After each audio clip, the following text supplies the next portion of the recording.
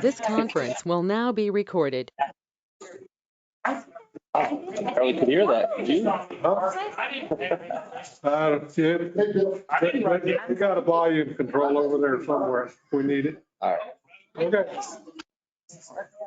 We on? We're ready? Okay. That's good. We're going to call it to order.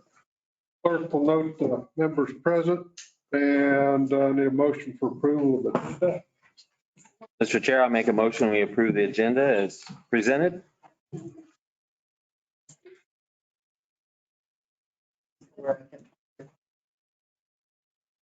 Second. No, I can, but I'd rather not. Oh. He's being a gentleman. Well, that's good. We need a second, Counselor, on the staff. We need a second on the approval of the agenda. Well, I can do it. Second. You can make a second too. No, but I'd rather not. Well, I'd rather not. Well, then I guess we can Go home. to a quick end. Second. All right. Change the makeup of the committee. Well, That's another way. you're here, Mayor. You can do whatever you want to do, I guess. Okay. Any opposition to approval of the agenda? Hearing none, they're approved. Approval of minutes. We've got amended amendments handed out. There's a typo on page 1. They added numbers to it, and the last paragraph on the last page are the changes from what was in your packet. That is correct. You good with it? I'm good with it as well. Motion two with it? Oh, No, it's his turn. okay. I'd like, Are we motioning on minutes? if that's what you want to do. I just confirm on that. I don't have any corrections from what. No objections to the minutes. Okay, we're done. Okay, so we're on information report. No. We got something that approving that. Okay, now we're at the information reports. Mr. Chair, committee members, just real quick for the gross receipts tax for November. We actually collected $3.7 million and we anticipated a budget of $3.2 million for a positive variance of $510,000. We anticipate hopefully that the trend will continue above the budgeted amount. We'll go to the next slide. Again, this is just year-to-date comparison from FY22. From July to November of this fiscal year, we budgeted $15.2 million, but we have collected $18.1 million for a positive of $2.8 million, 18.9%. For cannabis, the cannabis tax for November 2022 is $17,000. Year-to-date collected is $74,000. As you can see there, I mean, our peak was in September and it started to kind of level out in October, November. So we'll continue to track that trend. And this graph here is not in your packet, so I apologize for that. We'll include it for next month. Next slide. This is just for your information, Mr. Chair and councilors. The council authorized staff to submit 2 applications for the Water Trust Board. One application was for $9.6 million for the Hudson Road Flood Prevention Project. The other was for water storage for the Country Club reservoirs for $8 million. One of the, do we have not, we don't have audio?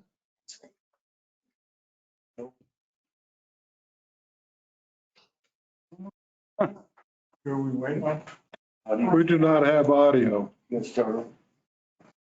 Sure, is there like a volume? It's recording on. Recording is on. That might be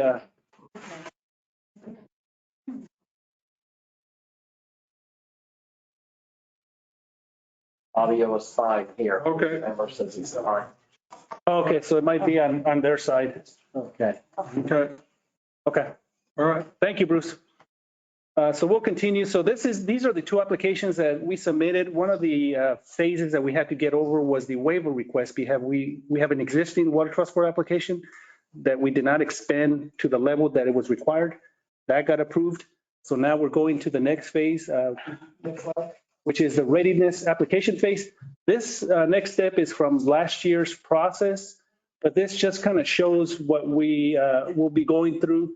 The projects recommended to the legislator are invited to submit a readiness applications, which will be, there is a training scheduled for December 8th that will be participating to prepare that readiness application. The applications are evaluated on a pass-fail basis. Those not meeting requirements are providing an opportunity to request a waiver from the Water Trust Board. Applicants that submit readiness applications are underwritten for debt capacity. Awards contain a loan component between 10 and 40%. I just want to make sure you all are aware that this application for Water Trust Board is a loan grant component. I believe because of the available resources that the state has at this time, that if there is a loan component, it might be low, but there still will be a loan component. And again, the funding is awarded to the projects in order in which they are prioritized. So we'll be going through that process, and I just want to keep you all abreast of where we are on these two applications. With that, Mr. Chair, We'll know we'll know in May where we are on this. Or? So like I said, so the information that we have, the readiness application training is next Thursday, December the 8th, which staff will participate in. And then the application, readiness application window is from December 12th through January 27th. And then so we won't know until next year, where we will be as far as our application goes. So as information becomes available, we'll certainly share it with you all, but there's still a process to go through. Okay. Got it. So we're a year and a half out. We're about a year and a half before we can start this project. Yes, if we get the money. Well, there's always the if. Right? Okay. Any other questions? Number one.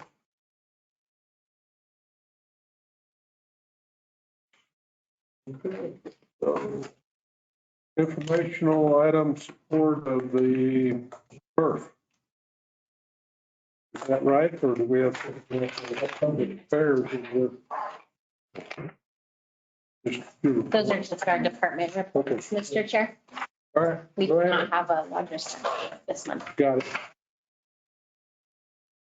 Mr. Chairman and committee members, for the benefit of those who were not at the Finance Committee meeting a week or so ago, we'd like to go ahead and just go over some of the raw numbers related to the economic impact of the MERB. Mr. Dan DeTola and Mr. Jim Mitchell asked for a third party, Baylor University, to come in and give us some information on what is the economic impact of housing development in the city of Roswell.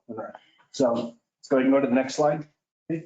We'll go ahead and give you just a quick overview of the program and why it's needed so much, and project goals, the economic impact, and then we're going to do a summary. One of the reasons we wanted to do this presentation again, though, is what was not included in the first presentation is a further analysis which takes into account the additional economic impact of those families that move into the houses themselves. You don't just build a house to have it sit out there and do nothing. The goal, of course, is to sell the homes, get families to move in. Those families have their own income. And because of our isolated geographic area here, those families then go shopping, they buy cars, they do all kinds of other things with that disposable income, which further generates GRT and other taxes. So we go just a little bit deeper. We've been handing out some copies of the addendum in particular. I am not an economist, and this is written with a lot of highly mathematic language. I get all the way down to the bottom line, which is what I'm looking for, which I think is what everybody else is looking for too, is what is the true economic benefit and what can we expect in terms of return on investment. Go ahead, next slide, please. Again, the program is designed to increase the available housing and promote economic development. Next. The affordable housing component again, and we want to make sure everybody understands this is market rate housing, but we're trying to make houses a little more affordable for those people that can qualify for market rate housing. Okay? This is not affordable housing in the traditional sense that we are going to get subsidized by the government, ongoing continuing subsidies to pay for either the house payments themselves or rent or lease and everything else. What we're trying to do is make give our local builders an opportunity to bring down the cost of these homes a little bit so that it is a little more affordable to the people who live and work here in the city. Okay? By increasing, of course, the population size, the city benefits, the economy benefits, and people benefit. We all have needs. Okay, we all get out there and spend money. We want to incentivize developers. It needs to be in the infrastructure, and we want to make this very clear. The infrastructure itself that's coming in, this is city required infrastructure. It's infrastructure that will be built to the city standards, okay? Curb, gutter, sidewalk, sewer, water, dry utilities, which is your electricity, your natural gas, other things, all built to city standards, all reviewed by the city engineer, all inspected by our inspectors, and then accepted by the city for ongoing maintenance. But the developer has to put all of that in every new project. Next slide, please. Okay. Talk a little bit about Ascent Aviation. We've been talking about them for quite some time now. Ascent Aviation, of course, is looking to come in here with 300 and where's my region? There he is. He's looking to come in with well over 300 jobs. I remember one of the very first times I met with Mike.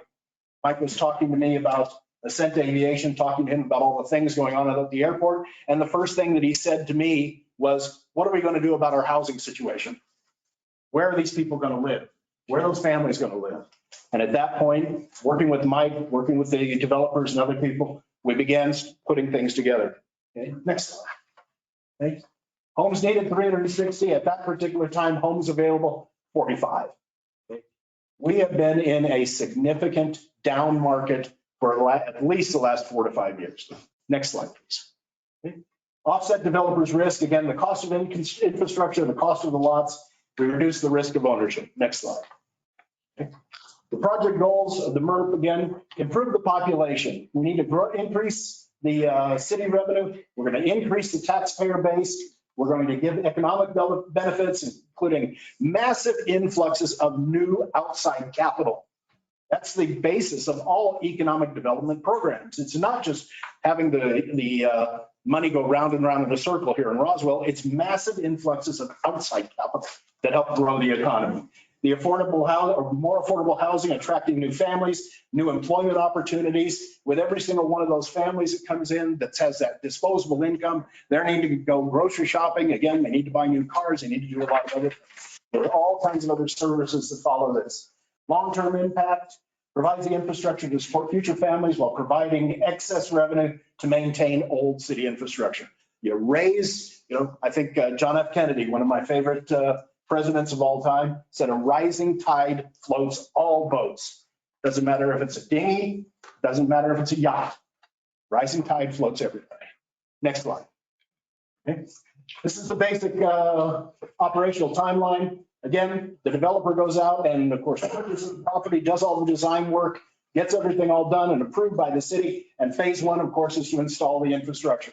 Phase 2, construct new homes. Phase 3, the family moves in. Phase 4, all of that economic activity that's taking place in phases 1, 2, and 3 comes through through increased revenue to the city, either GRT or property tax increases, and then phase 5, sustained population growth. People, if it all goes well, new jobs are in the area, people are not going to be leaving the area. That was another one of the long discussions I had with Mike and another bunch of other people is what are we going to do about our kids having to leave the area for opportunity, for housing and other things. We are losing our children every single day. They're going off to find opportunity. We want to make sure they have opportunity right here. Next slide. Okay. Again, the economic impact, and we're just talking right now about the 900 home projects that everybody knows as the Oaks. Okay. Annual city revenue is supposed to be pretty doggone close to 1.5 million just from this project, 900 new homes. The life of the infrastructure is 24 years typically before you have to do any major maintenance, replacement, cost upgrade. Next slide. Okay.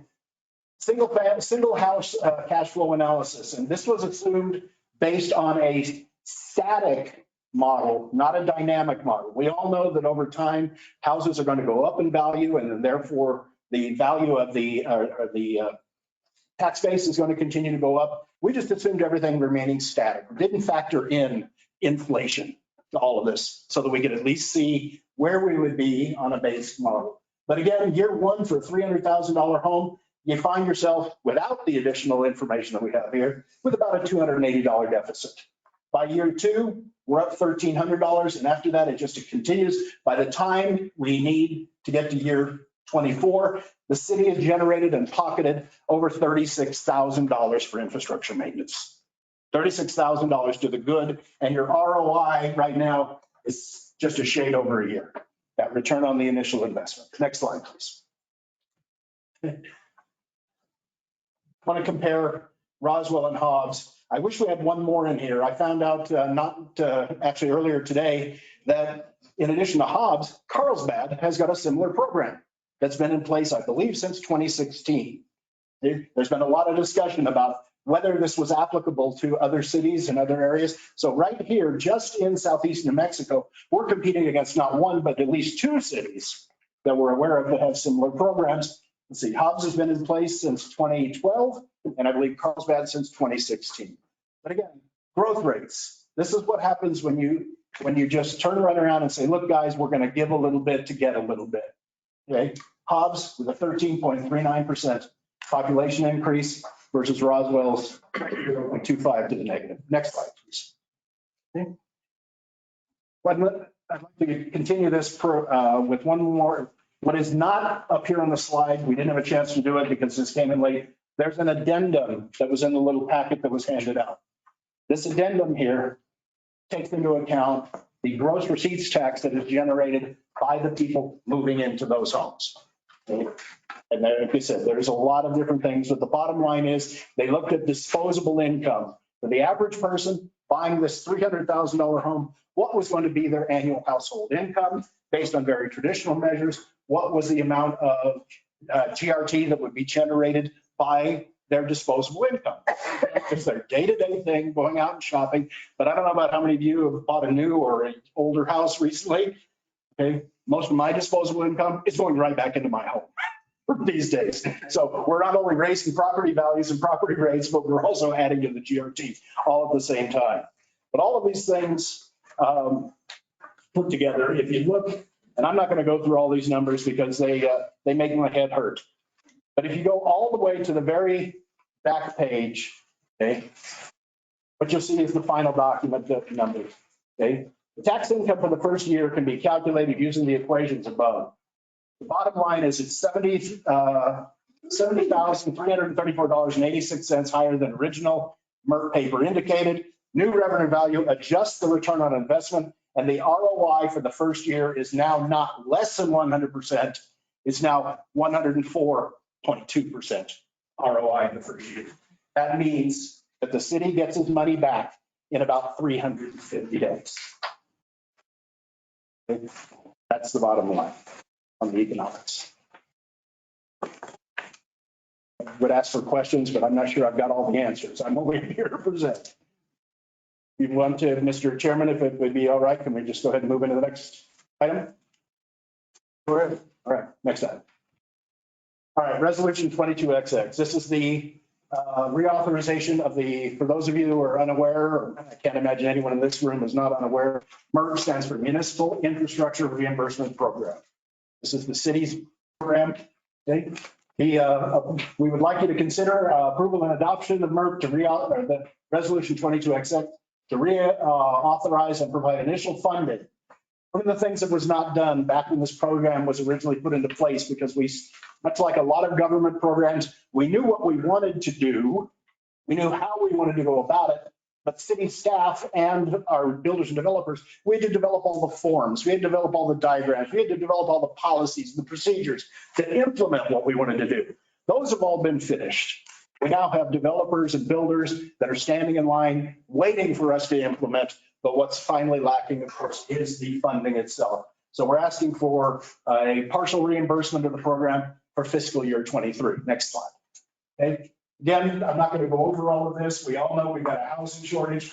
On December, and going back to 2019, again, calling in Mike and the RCC EDC, they had a housing summit. That's where all of this came out of. So here we are 3 years after this housing summit, and we're still working on getting things done. The infrastructure costs, even back in 2019, infrastructure costs are a detriment to keeping prices low. We knew that 3 years ago. Market analysis shows only 75 homes on the market in Roswell in 2019. When I bought my home in February of 21, there was 30 homes on the market. I got into a bidding war so that I could have the privilege of coming here and living in Roswell. Next slide, please. Okay. Since that meeting, the city and the industry have been considering a variety of programs. Next slide. Okay. These are the industry standards. If you're not involved in the housing industry, industry standards, anything less than a 6-month supply is, greater than a 6-month supply is a buyer's market. That's where the buyers control. There's lots of houses on the market. You get the opportunity to actually buy a home, maybe less than asking price, all right? Plus or minus 6-month supply is considered a balanced market. Less than 6-month supply is a seller's market, and we've been in a seller's market now for years here in Roswell. Okay? That's why you've seen property values go up significantly over the last few years. Okay, next slide, please. Okay. Previous action on October 26th, the city council voted to approve and adopt resolution 2165. That was the initial program to put the program together, creating a municipal infrastructure reimbursement program. At that time, again, no budget implementation was adopted as a project showing an interest in the program. We're still in the design phases. Next slide. Okay. Market assessment, we continue to face a shortage. The shortfall is driven by renewed economic activity and interest in the city. For those of you that would like to know what's going on other than housing, I would invite you to come by my office. We are just busy, busy, busy. You've all seen some of the new restaurants that are going vertical, and I am happy to say we finally got word on the Firehouse Subs. All right, they are just about finished working out their deals. They expected to start their interior improvements. We should be eating Firehouse Subs, I think, within about the next 90 days. Again, the housing stock, though, and the ability to construct new housing is all hampered by a shortage of materials and labor. I was talking to one of our friendly builders. In fact, it might have been you all the other day. You came by my office and I was asking about what are you looking at in terms of time frame? And actually it wasn't you, it was Jason Allison. I was talking to Jason, but I said, hey, I might like to have a little work done on my house. He says, talk to me next summer. That's the current shortage of labor we have. Next page. Again, the city wishes to encourage and facilitate new housing. The program itself will assist in the development of municipal infrastructure, okay? And it is designed not just for single family homes, but also for multifamily. We are looking at providing homes citywide for everybody, whether it's infill or new development all the way up. Next slide.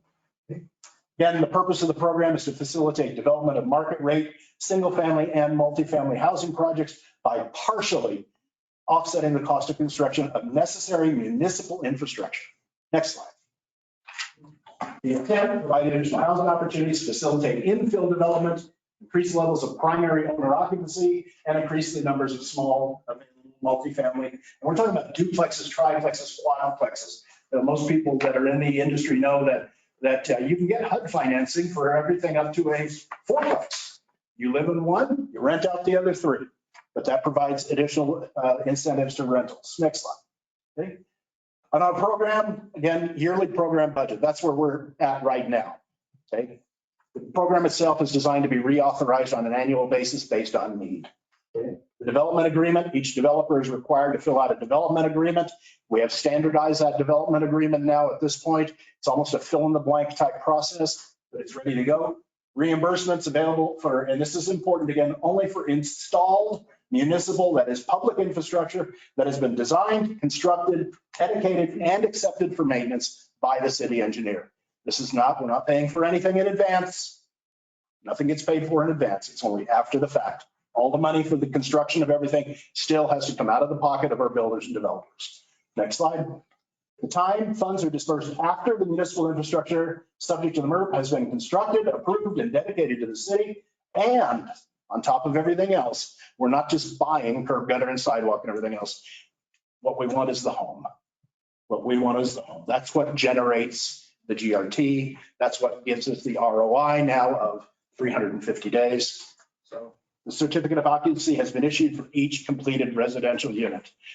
What we're trying to do is avoid what happened in Roswell in the 1970s and even in the 1980s, where we had a number of subdivisions that were built. All the infrastructure was put in. It's basically rotting in the sun or rotting underground, and no homes ever got built.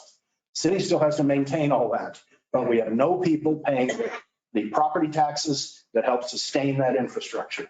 We want to avoid that. That's why there's no payouts until after the certificate of occupancy. Next slide. Okay. Again, I'm not going to go over a whole lot of this, but again, the initial budget that we're looking at, 1B, to provide reimbursement. This is significantly down from the original budget earlier in the year. We were estimating $2 million because of the slowdown in the market, increase in interest rates. We're now only looking for $750,000 at this point in time.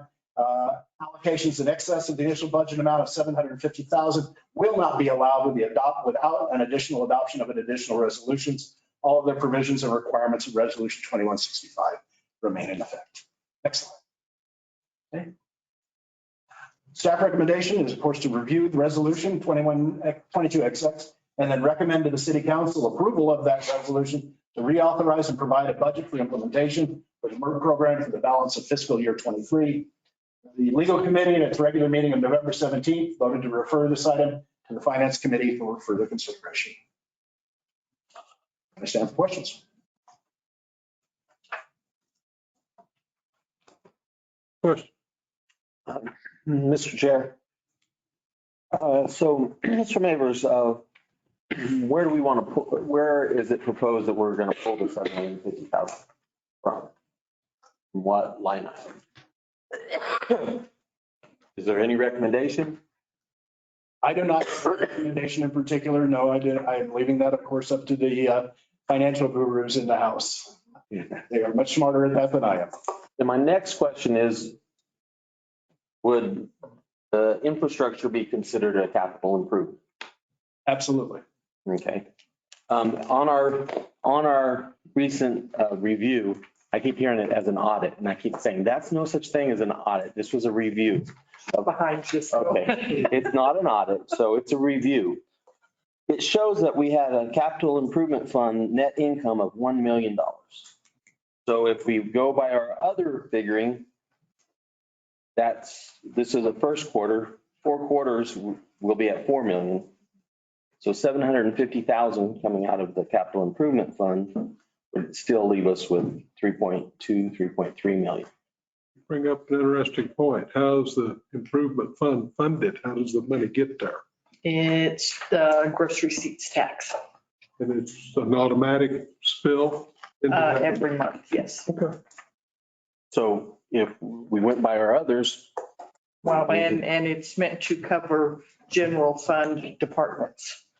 So any department under the general fund that needs anything, whether it be police and vehicles, fire, anything that falls under general fund, that's where their capital items come out of, is the capital So improvement would a fund. broken water main fall under that? No. No, because it's an enterprise fund.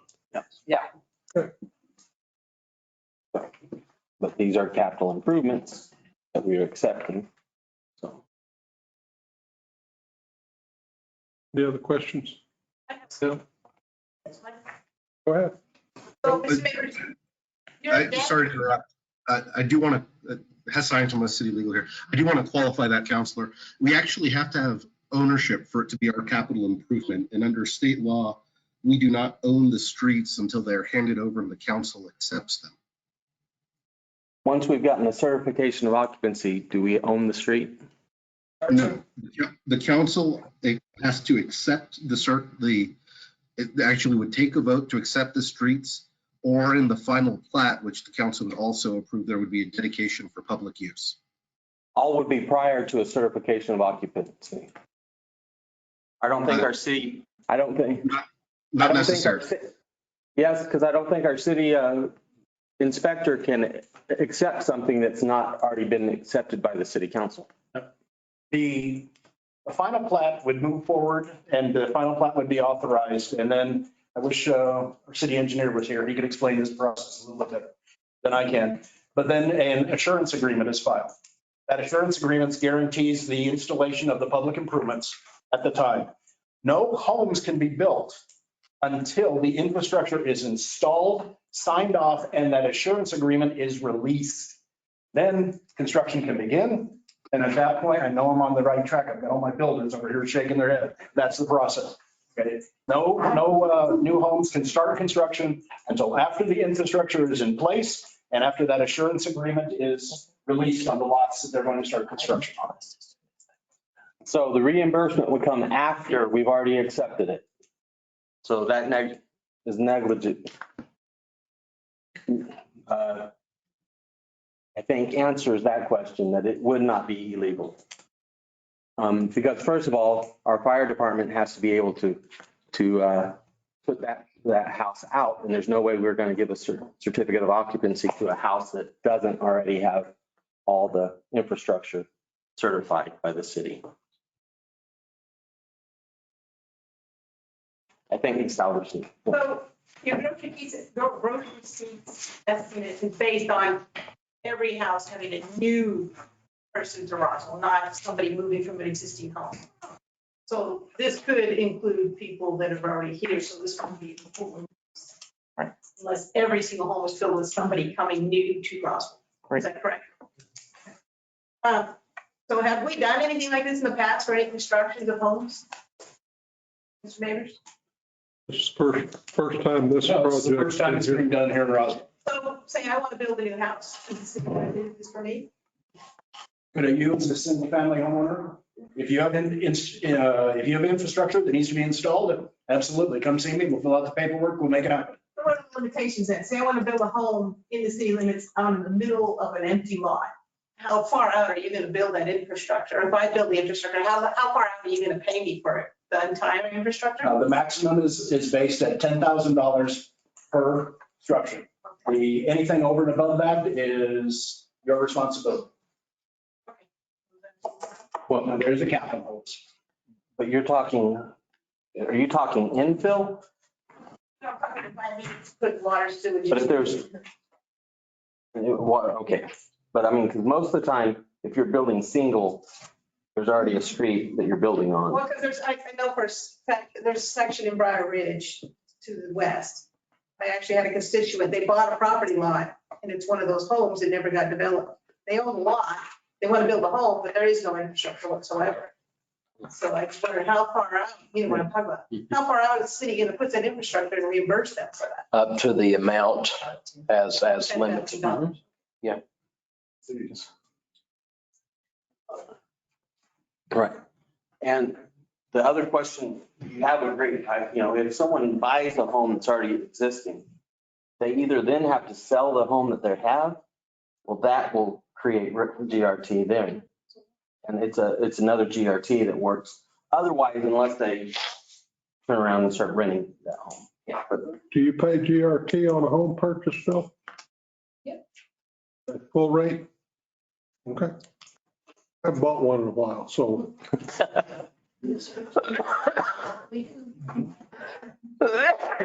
Any questions? Not currently. I was listening to Okay. conversation. I have a question, if I may. I don't know who to address it to. Mr. Corr? They claim I'm in charge here. I'm not sure. I don't need to say your name and your address. Well, I live in the county, so be it. But you're- 8 Mays, Don't even say your name and address. 8 Mays, 10 Tamarish. Thank you. Sir, what's the likelihood that this program is going to get funded? I'm sorry. What is the likelihood that this program is I going? don't know. We're fixing to find out. Okay. Because this gentleman just indicated, I don't know who he is, but just indicated that there's money there to appropriate. There's $1 million Okay, in our fund for the last quarter. you understand? And I'm not trying to argue with anybody, but it's all predicated on gross receipts tax coming in, and it's still following its path to that fund.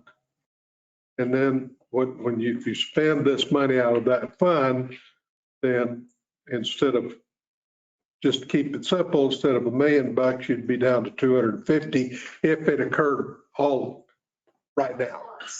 And this whole thing is predicated on a drawdown as the homes are completed, not a one-time check. Thank you.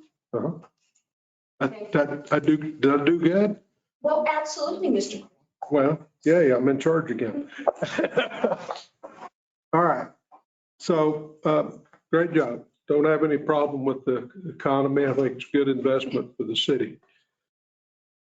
Good job on your presentation. Okay, So, Mr. Corn, I have a question or two. okay. Oh, I'm sorry. Rita Kane Door House, a very narrow on Stryker Mark Road in the county.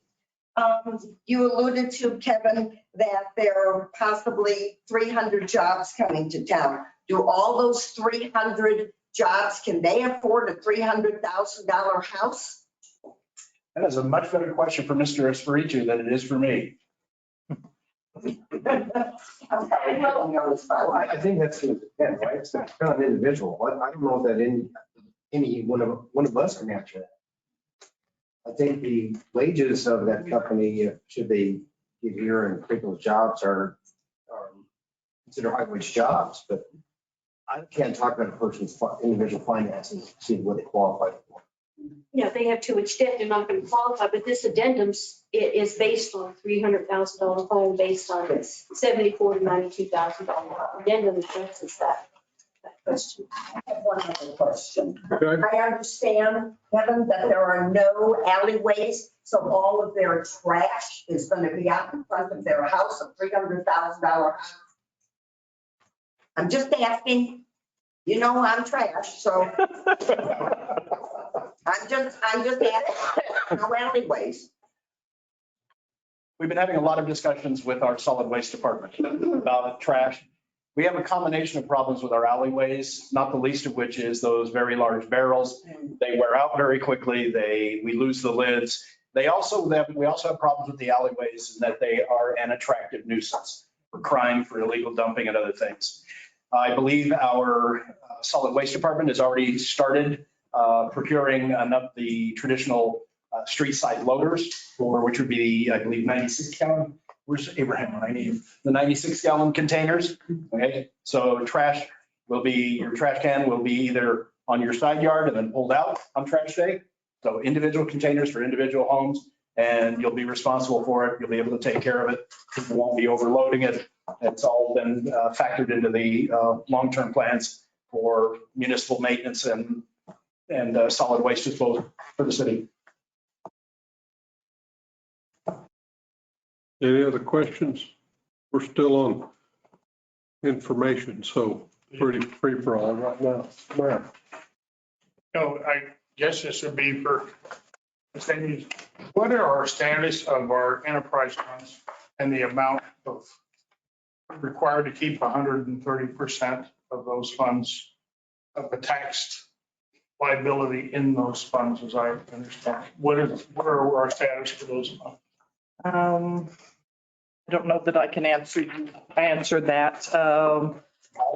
You know, Since we've started back in the collections for the water and the sanitation, those funds are coming up and they're coming up well. We've covered the debt. We've changed how we are allocating revenue now. Instead of taking GRT into the general fund and then doing transfers out of there, we're taking the GRT for the landfill directly into the landfill. So we're covering those debts through the year. I don't think we'll end up with 130% in those funds for this year. We have the money. It won't be in the appropriate fund until we get going into next year. We're going to see a dip in revenue this year to cover those because that's not how it's functioned here in the past. by law, we're required to have. Right. So, Well, it's actually by contract, I think, Mayor. well, it's in the contract too, but I think it's in the law. And then The law is 125%, if I remember correctly. And I believe that, correct me if I'm wrong, Chanel, Our bond paperwork says 130. but I think we've already made the bond payments this year because the interest and the principal. Just interest. Principal and interest is in June. Okay. So we'll pay it again in June. we just have, to by law, we have to comply with that. Well, and after the meeting on Monday, Ed, Counselor Hildebrand had asked for some more reports. And those are what I'm working on now for the enterprise funds. Okay. For those of you that weren't here, I'll give you a quick update, and the Roswell Daily Record pointed out many of the potential shortfalls for Roswell Police Department, 367, IT, 351, Parks, 248, and Animal Control, 195. And after we take all the funds and balance them out, if we don't have any wrecks between now and the end of the fiscal year, we'll have roughly $1 million balance. Roughly, I said that right, I think. And I can tell you, a comfortable figure for me needs to be at least 3 times that, in my opinion. Say that again, Mr. Chairman. I said it need to be 3 times that. Okay. To help my comfort factor, so we don't have to dip into any reserves that you guys over the years have spent a lot of sweat over trying to get them up to a reasonable level. And I think 3/12 is a more reasonable level than 1/12. Because who knows when we're going to have another flood or something, and we're going to have to dip into those funds. So my hat's off to you. There's a couple other things. Say that again. I'm kidding. It's recorded, right? I pat you on the head, you still get mad at me. Thanking you. So there's a couple of things out there that we need to also keep in mind talking about money, is that we have a lawsuit with federal agencies right now dealing with several different security issues. Potential downfall on that is $2 to $3 million. And that ain't one you're going to mess with. You're going to have to write the big check for that one, depending on how we get the deal structured. And animal control, we've already approved 6 new employees for out there. We put no money in the budget. Don't know what that's going to be because we don't have them hired yet. And that's part. That's that 195. That's part of the deficit that's reported for the 195. No, I understand, but that's not real money yet because we don't have anybody. I mean, yeah, We've got 3 waiting right now. well, Back to whatever. Supervisor. And you all might, city councilors might remember that a couple of months ago that we did authorized a grant for roads. And we're going to have, if we're successful with that grant, we're going to be out another $170,000. So as I explained in the newspaper, and they properly reported, this is a balancing act, and you just got to keep. It's better to have a little extra money in your kitty than it is to get too crazy. And this afternoon, I will tell you that I was out at the Ascent site looking at that, and we don't know exactly where that's going to go yet. It's kind of been a flux, if you will. Not any construction's going on out there right now, so I have no idea what's going to happen with that. My crystal ball went out. I don't have a crystal ball today, so I'm not a Swami. So, you know, there's more to it than saying, okay, we got money in this checking account, so we can delegate that money to this account because we got all these other fluctuating deals. So if I understand it correctly, then, and this thing's never been funded before. 22 is enacted. It was not in the request for 23 that we did. Nobody brought it up. So this is a special request for the money, and we're asking for a reauthorization. That's item 4. We'll get to that here in just a second. So let me ask a question.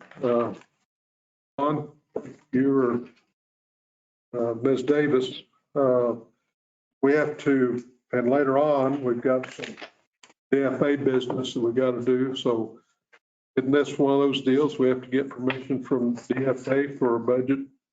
It would require budget adjustment, yes. Okay, so explain to us the procedure for getting that done. We would need it done before, preferably before the end of January, because we would do a report in January for this second quarter. And we would want to make sure that we weren't over budget on anything. We're presenting a budget, Chanel's presenting a budget adjustment tonight Right. That's for what- that, and this is not on there. But it would require a budget adjustment. As far as Santa Fe approving it or not, as long as we aren't in the negative on anything, Santa Fe will approve the adjustment. Okay. Well, I was just curious about that, but it is a possibility. What, that they wouldn't approve it? Yeah. Yeah, if the funds were low enough for something, I've not seen it since I've been here, but Well. yeah, there's always a possibility, but Yeah, I've seen, it's more of a formality. I see some stuff. Okay. If I may add, Mr. Chair, just to follow up on Janie's, so this would be a two-step, to be clear. If the council proceeds forward with this resolution to the council adopts it, we'll be coming back with the second step of the budget adjustment. Right. And again, so it is a two-step for this item because it's not on the budget adjustment that's going to be presented after this. So no matter what happens, we're not done today. Right. Got it. Okay. So this informational item, are we ready to proceed, gentlemen? Anybody else? Well, Yeah, Mr. Mavers, have you had any things, is this legal? Is it legal for us to do this kind of operation? I'm sorry, sir. Is it legal for us with our form of government to do this operation? I cannot state, I'm not an attorney, I cannot state whether it's legal or there are questions. I do know that the former city attorney had some questions about it. I know the current city attorney has some questions about it. But I also know that the two other cities here in southeast New Mexico that have similar programs, one is a home rule city, one is not. And they have similar programs in place. but this program was designed after the one with the home rule. It was designed after that, yet the information that I pulled up and I've seen from Carlsbad, which is a non-home city, is exceedingly similar. There's only detail changes. Well, Mr. Chairman, I can speak to part of that.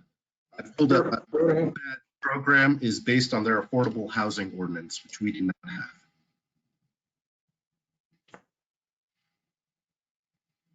But, Mr. Chairman, yes, sir.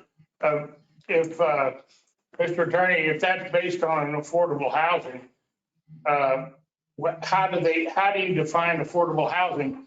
Yeah, in Roswell, I think it's 22% of 22% of the people who live in Roswell are below the poverty line. So is affordable housing, what is that? What would that level be? I think I've seen that. Yeah, Mr. Mayor, Mr. Chairman, that's a kind of a complicated answer. Let me give some background. So the state donation clause prohibits gifts to private organizations. One exemption to that, and there are a number of exceptions, but the applicable one is that if the city creates a program pursuant to the State Affordable Housing Act, then we are allowed to give infrastructure gifts or reimbursements. In order to do that, we have to adopt an ordinance that complies with the act. Roswell hasn't done that. If it is not a gift, then it is a procurement. And this is the issue that Mr. Patterson, my predecessor, had. I spoke with the general counsel for the Municipal League yesterday, as well as the general counsel for the city attorney for Carlsbad and the city attorney for Hobbs. And they all agree that we are in a procurement pickle in the way we're proceeding right now. Didn't understand what he just said. Sorry, that was everybody's. If it's not, so here's the deal. Either we're doing this through, it has to go through an affordable house ordinance, or it's a procurement. Right now, we've chosen the procurement path, and when Hobbs did this, they issued an RFP. We have no such plan, and therefore, as structured, this is in violation of the state procurement code. So Carlsbad, what did Carlsbad do? They adopted an affordable housing ordinance under state law, which then allows, then you can bypass the anti-donation clause and give, for all intents and purposes, free infrastructure to anything that is qualified as affordable housing.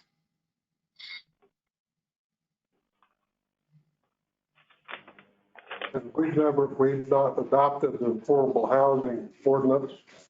And No, we have not. I would be very happy to draft that up if anybody wants it. so basically, and I see another issue here, and the way this is proposed and before us is the potential problem with the anti-donation clause in the Constitution, because we're not doing this through RFP, we're not doing this. It's not well-structured. Well, and I agree with that. I don't know that you can do 750,000 without an RFP process. Except it's not 750,000, 10,000, But and at the most it's 200,000, which could possibly. Yeah. What I'm suggesting is, I'm not sure you can do this, not being home rule, or adopting a affordable housing ordinance of some fashion, as apparently our two neighbors to the south and one a little further to the east has done. We have not done either one of those. So I think this thing, in its present form, I could make an argument that it's big problems legally. And we got a state guy back there. Has no bone in this fight, I don't think. And No, I don't have a bone in this fight. I just, this is a $300,000 home, okay? And $10,000 is gonna make us or break us. state your name and address. My name's Daryl Johnson. I live in Roswell, New Mexico, 1500 Tulane Drive. Thank you. And, I just think, this is a lot of money and, for $300,000 home, if it's $10,000 is gonna make us or break us, I'm all about letting the market figure this out more than the city get involved. But, this is just me, giving my opinion because I really think, investors, this is great for them. How about the people that invested before? How about them, and if this program dies, how about the people that want to invest afterwards? I just think we need to put a little more comprehensive thought into it, look at all the legalities. And before, the city looks really into doing the bar, every time you do a budget adjustment request, I'm not sure what your balance has to be at, but is the city really in this? Yeah, we're looking at a good return on this possibly, but this is all just on a premise. Where does this? I don't know. I just think comprehensive thought needs to be put into this more. I ask what your expertise is. What is my expertise? I work for the state of New Mexico. And sure. I run a big budget there. And it just makes you. What department? I work for the New Mexico Department of Transportation. So you have no background in housing or why? No, I got background in finance. That's about it. I do, and I got background in looking at the city's expenditures. And I follow them, and that's what I do. No, I'm it though. Hold on. Their new thing is it's not legal the way that it's set up. Who is this? Wait a minute, whoa. Who are you? Just click on mute. There's some guy talking right now that can't make sense in it. We're not going to go there. He's a citizen of the city. I think she's talking to somebody. She's not in the room. Yeah, she's not talking to us. Yeah, they need to mute it. Okay. All right. So, Mr. Fletcher, should you hand up? Yes, Mr. Chair, committee, and members. So I guess that the question is if it's just for my own clarification, if it's a procurement issue, then I guess the question is, can a procurement process be developed that would qualify and meet the spirit of the program? Because I think that's what I heard from the city attorney is it is the affordable housing or it's a procurement. So can a procurement process be developed that would meet the spirit of the program? Good question. I don't know if it can be done or not. Yeah, Hess from City Legal. You want Sorry, him? Mr. Chair. No, go ahead. It's all right. All right, Mr. Yapdebach. Yeah, I mean, the procurement, so that it's section 1-47 of the procurement code specifically contemplates the type of contract, it's called cost reimbursement contract. So I'm not 100% sure how I would structure it. This is something I'd actually probably bring in the municipal league on, because the new general counsel used to be the procurement officer's counsel. So he will know exactly how to guide us.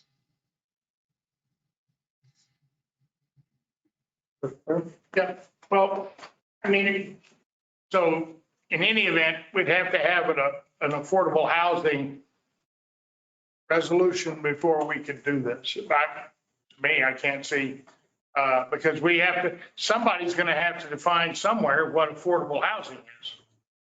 I would think. I mean, if you're going to have a program, you're going to have to define affordable housing.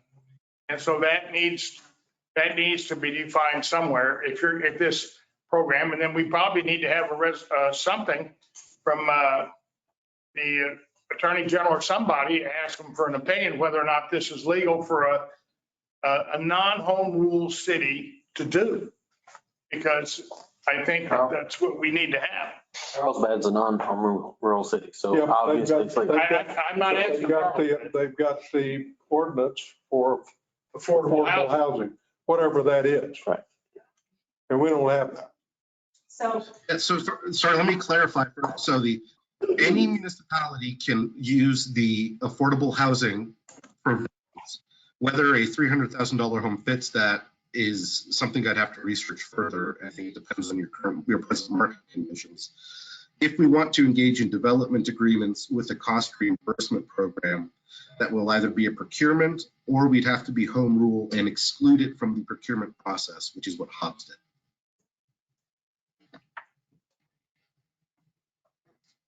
Interesting. Mr. Chairman, I have a comment. Hold on. Counselor? So if I'm listening correctly, which has been hard last month, if we do it either an ordinance or a resolution in line with the state's home rule or state's housing, affordable housing, if we go line in line with that, which is easy to do, Mr. Hess said that he would be glad to write that. It can go side by side with this as it goes through each committee. I believe we have to come back to finance again, from what I'm understanding from what you're saying after this passes. So put that together with that, and I'm sure that Ed would take it to legal and it would pass there. If we do the procurement, from what I understand, what I just heard, you have to go through an RFP process. To me, that is an issue. These men have already bought this property. They've already done some of the infrastructure on this property.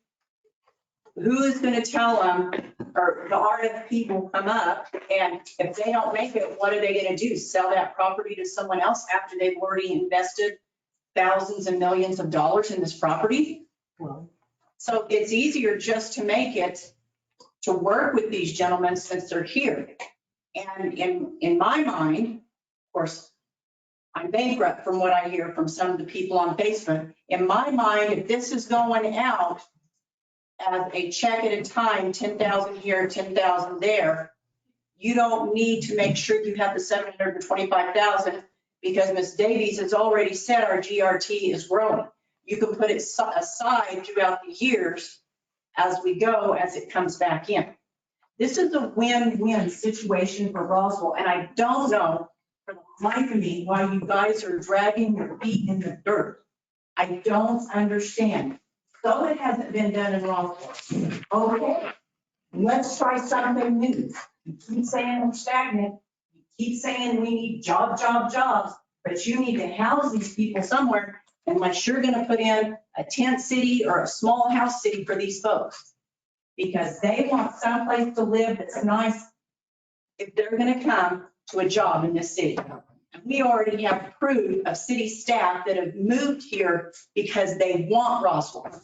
They want to be here.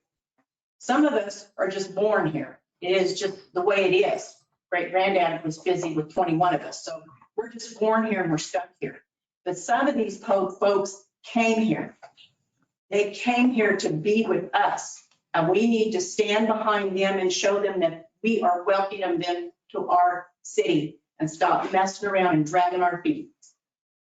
Thank you. Well, in response to that, I have in my hand an email of the first notice that I'm aware of that the procurement issue could be an issue back in June of 22. And we're now in this late game, trying to figure this out. And I wasn't aware of this till just recently. So, and when was this originally enacted? October 21. Okay, so it's been laying there all this time. I've been here that long, so don't be blaming me on dragging my feet. One staff did not keep up with the other staff. They did not communicate. Well, So be it. So you're here now. So put your horses together and line them all out. It's real easy to do. He said he'd write the ordinance for it. Bill. Yes, sir. Thank you. My name is Bill Davis. I'm a businessman here at real estate. I own a real estate brokerage. So I'm very heavily involved in real estate. I've got offices in all of these markets that we're discussing. And it's just mind boggling to me, number one, that New Mexico is the last in everything in the country. And it appears to me that Roswell is close to being the last in everything in the city municipalities in New Mexico. And we saw some charts that Mr. Magers put up that were mind-boggling. Return on investment. This gentleman from the Department of Transportation talks about investors, and you can see why investors might want this $10,000. My God, what city of Roswell was an investor and could get a return on the investment in less than 1 year? That's insane. And then enjoy it for the next 24 years. You talk about an investment. And what I'm hearing is people trying to figure out how not to do this. That's right. And it's insane. It's a beautiful deal. So what if the developers make some money? We all know that we need houses. We all know that Roswell should be growing. And get rid of this negativity and this conservatism, and let's let this town grow. And let this city make those fabulous returns on investment. Let's provide housing for the companies that would have come here. And I can guarantee you from the commercial real estate industry, there's plenty of companies that would have come here, but they can't because they have no housing for their staff, for their employees. Why don't we fix that? Why are we sitting here trying to figure out, oh my God, we can't do it because maybe it's not legal. Let's find a way. Hobbs did it. Carlsbad did it.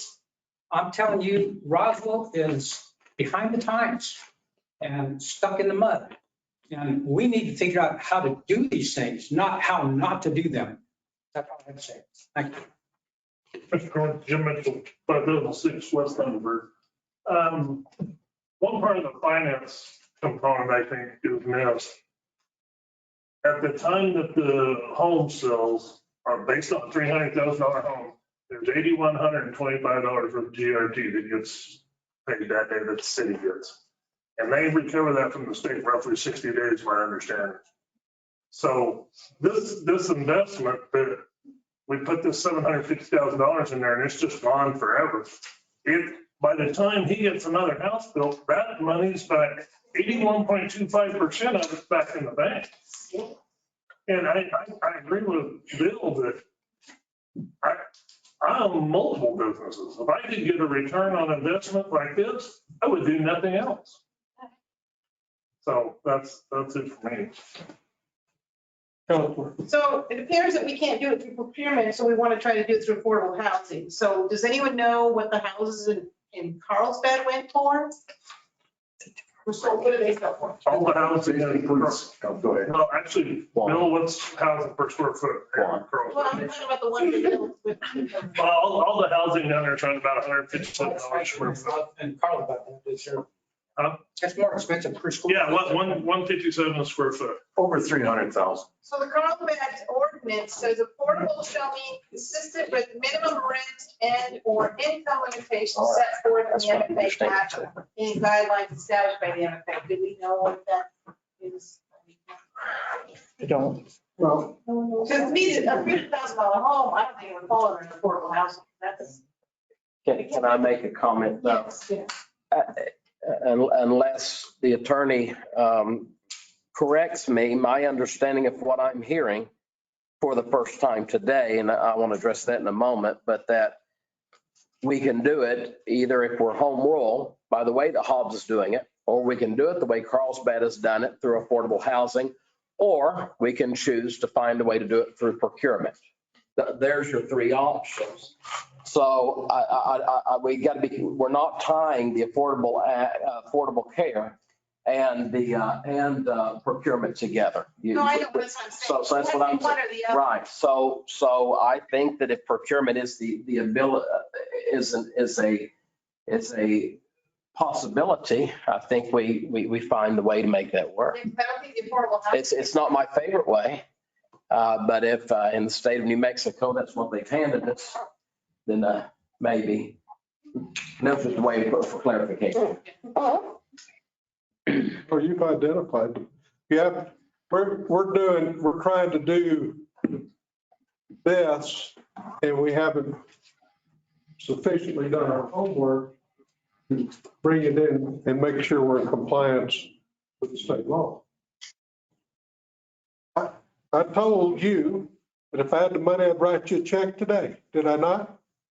So don't anybody get on my case about if this project is worthy of my consideration. Don't do it again, Bill. Do not do it again, and don't say anything wrong. That's Tell coffee table, I think.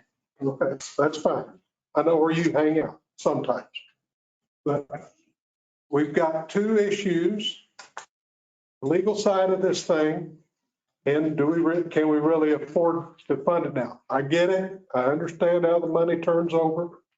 And I also spent some time with the county the other day on how fast we can get our portion of the property tax. By the way, the deal that you brought me makes no sense because on the property side, you said a percentage of what? I deal with bills when I'm talking about property tax. And it's a year and a half to 2 years before I see that because of the way the property tax laws are structured on when the payments made into the county and then when they make the payments out of the county to the various recipients, not only the city of Roswell, but the schools and all the other recipients of that money. So that aside, and gross receipts comes 60, sometimes 90 days late, but that's okay too. I understand that. But I'm not in financially, I'm looking at these books and I see these other areas out there that we've got potential really big hiccups. And I'm just not, it's going to be difficult for me. I don't like making investments when I can't cover the investment twice. I don't like to take my last dollar and make it in an investment, even if I know I'm going to get it back in a year. There's no warranties on that. Housing prices are up. Cost of material is up. I don't know if you're going to get these houses sold or not. Hope you do. Hope you sell them faster than you can build them. We can sell them if I can't sell. Well, I understand. But we all, and this interest deal. One thing, if I could add one more thing, it is if the city doesn't participate, there's going to be a certain amount of homes that do not get built because of this. That's just all there is to it. So if you keep 100% of the tax and you multiply that by 0, and you still have 0, and that's the issue that Boswell's been stuck in, and that's why we have a declining economy. You keep beating that same old dead horse. I see the proposal. I'm not against the proposal. Well, I'm just trying to get it to where we can do it. And right now, under the proposal that's in front of me, and I deal in what's in front of me now, what's not going to happen in 30 days from now. Because that's my chart. I got to deal with what's here in front of me. What's in front of me is not legal. It is illegal to enact this ordinance. Chairman, But there's a way to make it legal. Maybe, but we got to get the dog, we got to get the right horse in the right position on the team or it ain't going to work. Okay, Mr. Chairman, sir. And I don't want to draw out any kind of argument. I want to do my best to abide by Romans 12:14, but I'm rather concerned in trying to understand why I'm a member of the Finance Committee, but I don't have that email. This is it's a little bit. I just got it today. It's all right, but my question is, how did you become an ownership of that email? And I'm not trying to pose any kind of arguments. I just need to understand why I'm, as a member of this committee, showing up to a meeting to just find out that we're operating illegally. I'd like to know where this is coming from. This was sent forwarded to me by Mr. Hess. Yeah, I can speak to that, Counselor. So he brought it to my attention because I was asking, I brought some questions to him on the legality of this thing. And this is one of the things that he provided to me at 10:13. So, my question would be to Mr.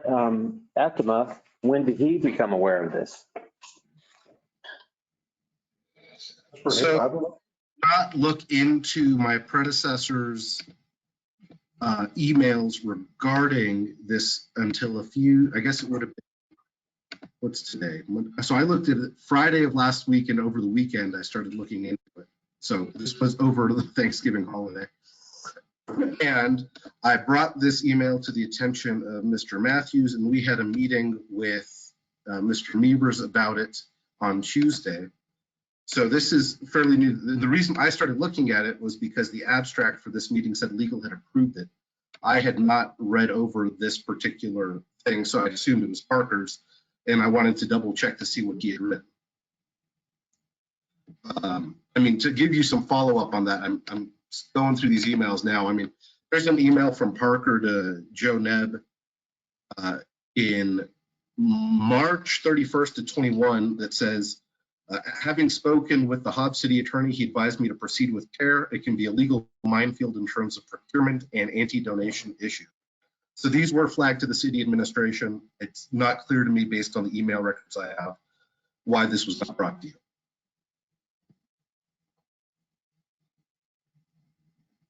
Mr. Mayor. Well, I just looked at this here, but it says from Parker Patterson, June 8, 2022. So, I mean, that's when he sent it to Mr. Mavers. What did Mr. Mavers address this?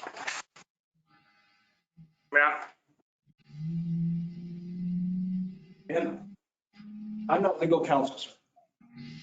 These are legal matters that I left to, and again, June of 2022 was a year after this entire process had been designed, developed, vetted, and approved. It went through the legal committee, it went through legal counsel, it went through everything else. Now we were up to the point of funding, I believe, or talking about funding, okay, that's some of these emails. And if you read the tone of the email, as I explained to Mr. Ntema and to Mr. Matthews yesterday, or day before yesterday, okay, he's expressing his concerns. Yeah. The question I was asked a day or two before that email was, did I have a letter specifically from the previous city attorney saying, in fact, this was legal, that this was 100% fully and completely legal? My answer at that time was no. And it's still no. We never had a letter from the city attorney saying this is 100% legal. It's not something you generally get from any attorney saying something is 100% legal or illegal. But when Mr. Patterson expressed his concerns, we got together, we talked about it. But at that point in time, we wanted to continue to move forward. And I assumed, evidently incorrectly, that the concerns expressed by Mr. Patterson did not rise to the level of putting a halt to the process. Well, and I just looking at this thing because it's, people here have said that Hobbs is a home rule and Carlsbad's not. right? Isn't that right? Yep. Right. Okay. You know, see, Roswell's not a home rule. And yet we were doing a lot of home rule activities in violation of the law. And that's what, one of the arguments I had all the time about when I appointed somebody to an office. It was all about whether we were home rule or not. To me, it was a lot of the questions. And so, I mean, I think that if everybody knew that Carlsbad, Hobbs was a home rule, that's one thing. And so maybe they could get by through the Constitution to do this. But Carlsbad, if they're not a home rule, I don't know how they can do it if one can do it and one can't. And so to me, there's enough questions here. Carlsbad obviously thought they had to at least have a low-income housing or a affordable housing ordinance before they did it. We don't have that either. So this is not ready to come before us until we either, as a non-home rule, then we have to have an affordable housing ordinance, whatever that is. And then, Or go through procurement. and if you go through procurement, then that becomes something that throws up the Constitution again about whether or not we can give money to a private person. That's where we should ask for an attorney general's opinion somewhere about whether or not if we can do that, if we can, provide money to individuals for these services. And I think that's something that we need to ask the attorney general and Mr. Eintema. We can't ask, you can't ask, we can't ask the attorney general. Well, we can ask our legislators to ask them if that's what it takes. But we can ask for them for an attorney general's opinion at any time. Maybe they don't have to answer, but we can ask for it and then we'll at least find out. But if you go through a legislator, you can get an attorney general's opinion. If you just have to craft a letter, and I'm sure Mr. Eintema can craft a letter to one of our legislators and have them send that request in on behalf of the city. I mean, that's how you do things. And it's worked for me. And when I certainly, if in the past, whenever the city had a question, if they asked me to get an opinion, I got it. It's not a political thing or anything else. You just write a letter and ask them to do it, and then they're obligated to do it. So to me, I think we ought to straighten this thing out. If we're going to do it, we need to find, if it's an affordable housing, we need to determine what's affordable housing here. And I mean, so to me, I think we need to do that, but we need to do things according to the law, the way the law is written, and for us, in the obligations that we took to afford the laws and the Constitution of the state of New Mexico. Mr. Mayor, if I may, I wasn't done with all of my thoughts, but some things you said has brought to concern. So what have we done? Because these concerns that you have, and I'm saying this respectfully, these concerns that you have are not new. Is that a fair statement concerning? Well, since we started doing this, I mean, we got a budget that came with us, and Joe Nebb refused to let any. Mr. Mayor. Just let me finish now. You talk, and then I'll talk. You want to finish talking, I'll wait. Whatever you want to do. I just respectfully asking an answer to that question. Is it a fair statement to say that these concerns that you have concerning the MERP are not brand new? That they've been. Since we started discussing this, I didn't know about this. There wasn't any money in the budget last year for this program. There wasn't any budget in the current year we're in, wasn't put in here before by the staff, who if they passed all this and they had the obligation, they should have put money in our budget. And I mean, but we didn't get that information from our previous, from the previous counselors, or we didn't get it from our previous staff. And I think that should have been somewhere in a budget. If this is an obligation for $750,000 to this city, we should have had an obligation. That should have been somewhere in the budget because it's a budget obligation of the city.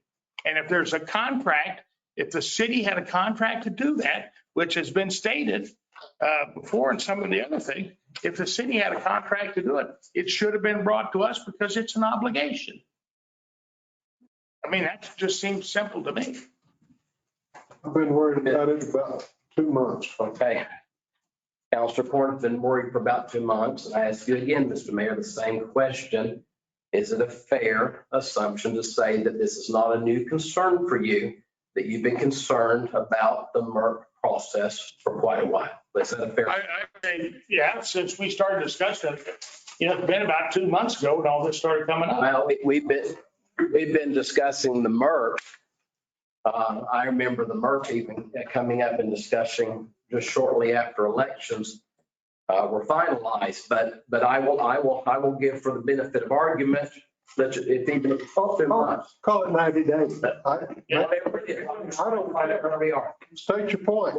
Well, Mr. Corn, I'm being very kind here and I want to remain that way. So please give me an opportunity. My point is, what have we done in that last 60 to 90 days to try to figure out something to make this work? That's my question. Because the way that I've seen operations since I've been with the council, and I've been a new counselor before. I've been a new counselor that have come on to a new council. I've come on to a council at a time where we got a new mayor in a surprising time, when we went from Mayor LaGrone to Mayor Journey, where we saw a drastic change in the council at that time. I've been part of that as well. And I remember having to make a lot of decisions when I've had a former council that I felt to some degree had bound me to certain things. And I found that the best thing to do was to find a way to work with those counselors and find ways to make things work for the city of Roswell. And with all due respect, that's where we have got to get to. I received a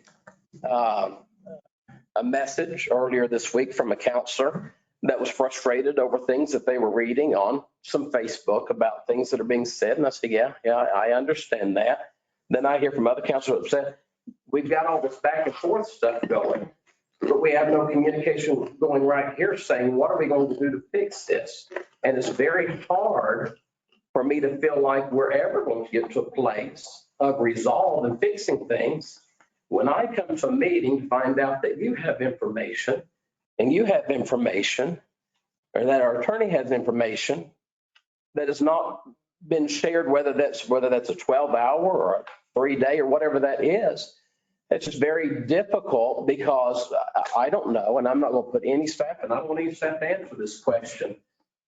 But I'm just used to when stuff like that comes up, I go to that city manager or to find out through that department head, whatever, and I work on that. I don't wait to have aha moments in an open meeting. I want to see Roswell grow. Bottom line, I think Councilor Corn does. I think the mayor does. I think Councilor Foster does. I don't think there's a councilor here that doesn't. But we've got to quit saying, what can we do to keep this from happening? And we've got to start saying, when businesses come to us, what can we do to make this work? And if it doesn't work, that business owner is not going to be able to say it's not because the city of Roswell didn't do everything they could to try to make it work. So my question is, there's been concern over this MERP for some time, and I just don't know what that process has been to try to make it work, because all I've heard so far is how I, as a former counselor, has done just a horrible job. Well, I didn't say you did, but I've said I've heard, well, when I hear over and over that the former council and the former council and the former council, and I haven't done everything right, but you know what? We got 3/12 in reserve, and we got $34 million out of a budget in a massive, horrible time in the city of Roswell. And you know what? I'm not looking to pat myself on the back. Listen, like the Apostle Paul said, I'm the greatest of all sinners in the room. I'm chief of all of them. I'm biggest failure of all of them. I'm okay with that. But we have to stop that. At some point, we have to stop and we have to say, okay, we think differently. How are we going to try to solve this? Do you have my number on your cell phone? Do I have one? Do you have my cell phone number? Do you have my cell phone? Yes, I do. Yes, sir. And If you look back on your cell phone, there have been times that I've texted you, you do not receive communication back, but I've understood that's okay. You're a busy man.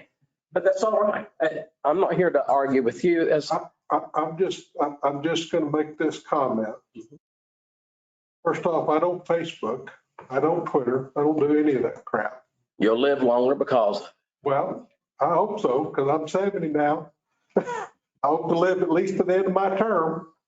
But I don't do that.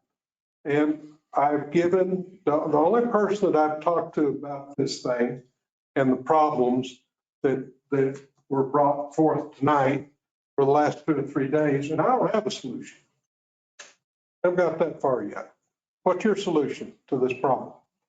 Well, to start with, finish what I was discussing there, and then I'd be glad to share some of that with you. We've got to quit having different information. We just need to stop that. And I'm not going to blame anyone. I'm not here to throw staff. I'm not here to throw attorneys. I'm not here to throw anyone under the bus. We need to have information if we're going to do something. That's number one. Number two, I believe we should move this to full council. Let full council make this decision.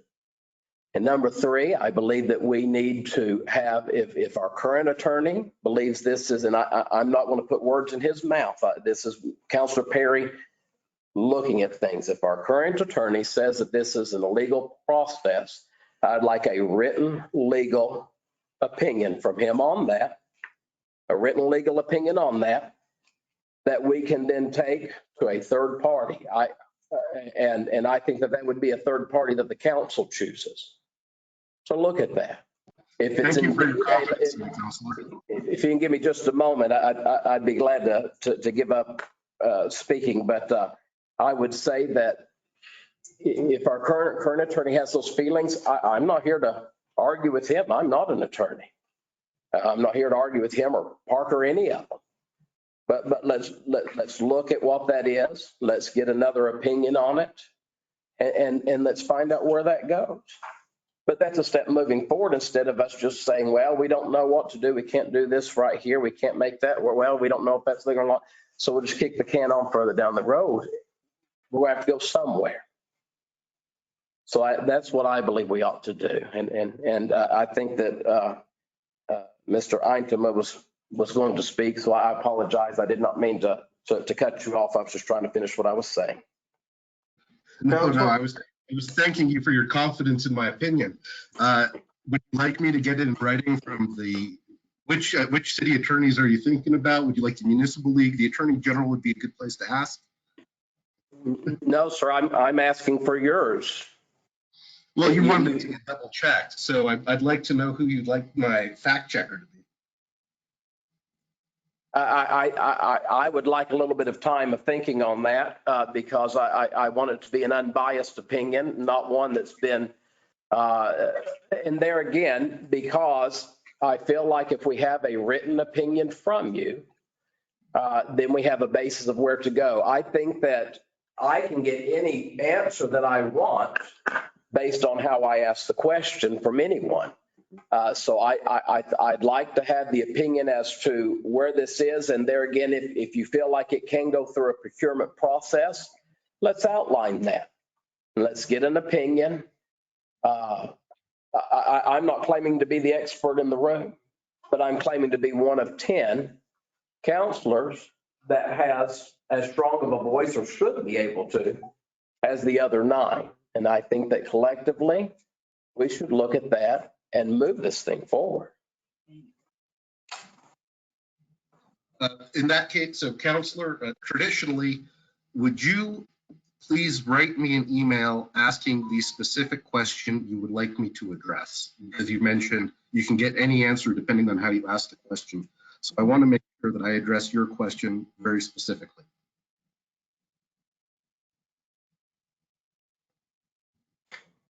He's asking you that question.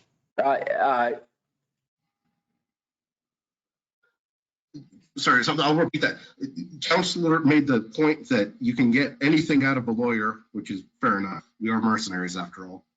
That wasn't the comment specifically I made. I can get the answer from anyone, not just an attorney. Just ask the question correctly. Right. So with that in mind, I would like you to ask me the question so that I might answer your specific question. Does that make sense? Yes, sir. Thank you. I concur with Counselor Perry. I think what we need is probably an RFP, the RFP process brought to us, the affordable housing process brought to us. I do think this needs to go forward to full council. But my other question I have is, your statement said, show me where the money is and I'll write the check today. Well, we can't do that because we know we still have this process to do. But I've shown you where we have projected 4 million. No, I'm not comfortable with that figure.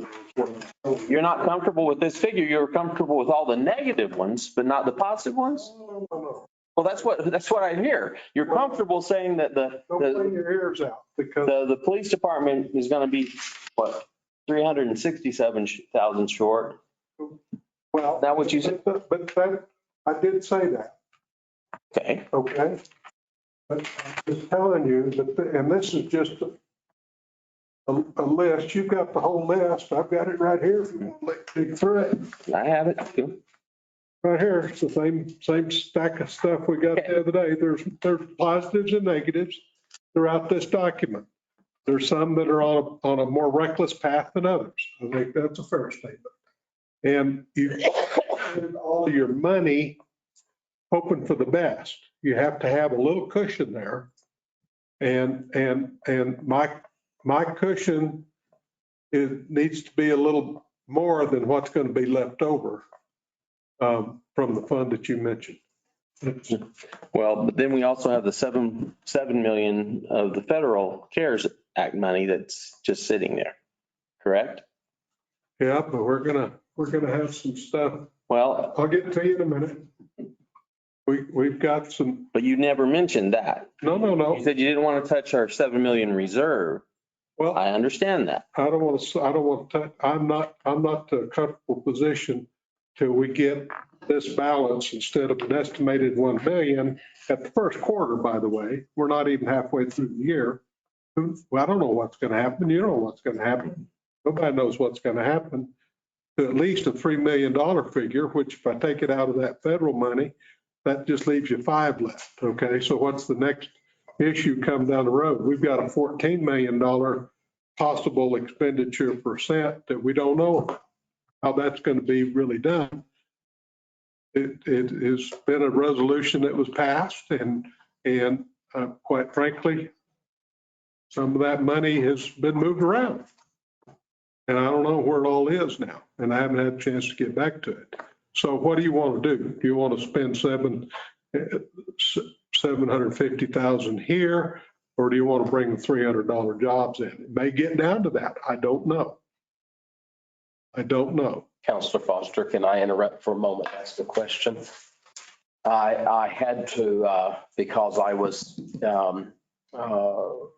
as I listened to the legal committee, I was in Israel when y'all had your legal committee meeting. If I understood correctly, if it may have been the legal committee meeting as I looked at it again, wasn't there determination that it wasn't even possible to spend the 750,000 in this budget cycle? Okay. So let's, I don't know why we keep using that number because it's unrealistic. It's not where we're at. So let's look at a more realistic number. What is the realistic number? Well, that's what I'm here to ask you. Yes, sir. So if we built the 75 homes and used the $750,000, based on the $8,125 of gross receipts generated at the time of the sale of the home, your liability is $60,937.